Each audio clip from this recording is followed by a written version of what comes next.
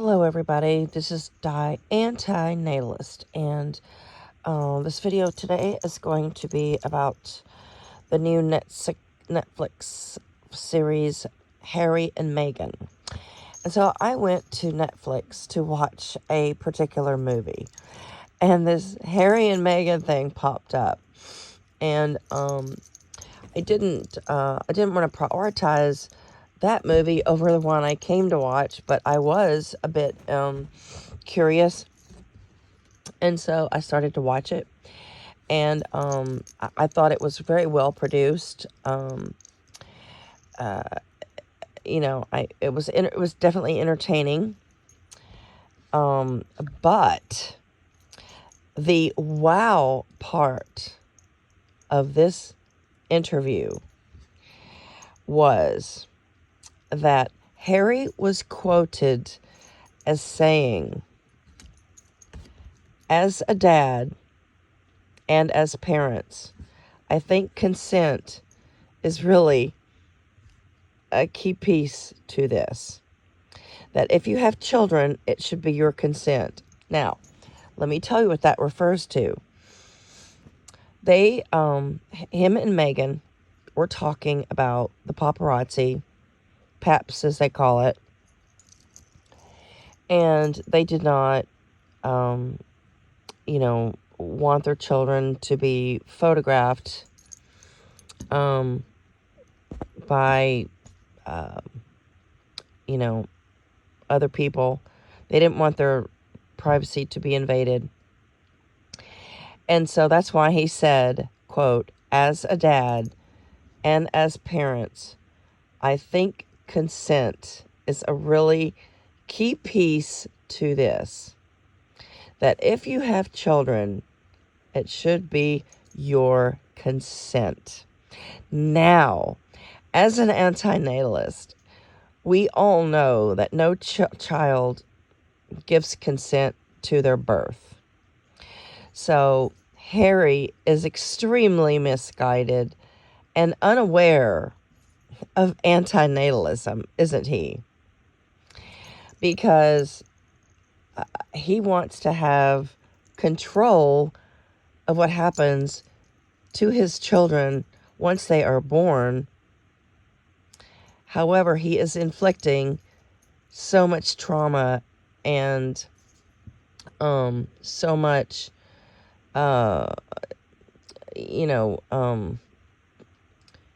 just irresponsibility and unpredictability to those child's lives. And he's just totally misguided to think that, his consent is needed to take a picture of his children when his children gave no consent to be placed into this world, this harmful world, where people could exploit his family. So that was at the very first segment of the series. I think it was in about the middle of the episode. I will quote what the New York Times said about this video, this movie.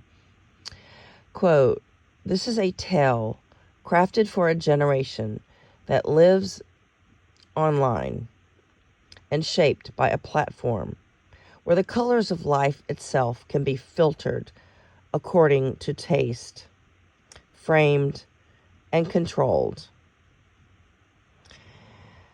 They speak the language of influence in an era of influencers," unquote. I really wish I could influence more people not to reproduce. That's what I wish. I wish my videos would, just rack up the attention that Harry and Meghan are getting, for simply being marketed and simply being, entertainment and fodder for other people.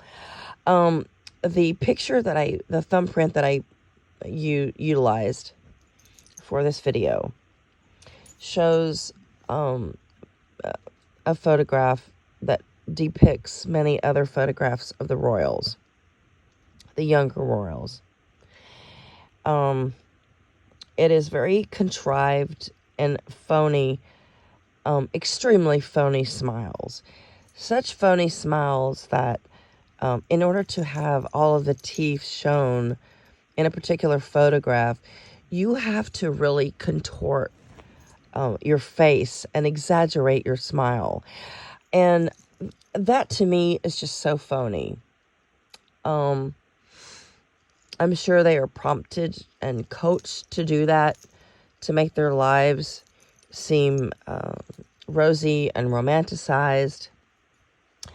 And one thing that the New York Times commented on, and one thing that I noticed right away when particularly Meghan was being interviewed, I don't know if it was universal, but especially on her interviews, there was a very, very soft focus.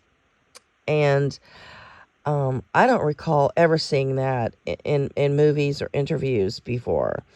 I do know that on talk shows, I've heard that some women have asked for filters of sorts to be used when they were being interviewed.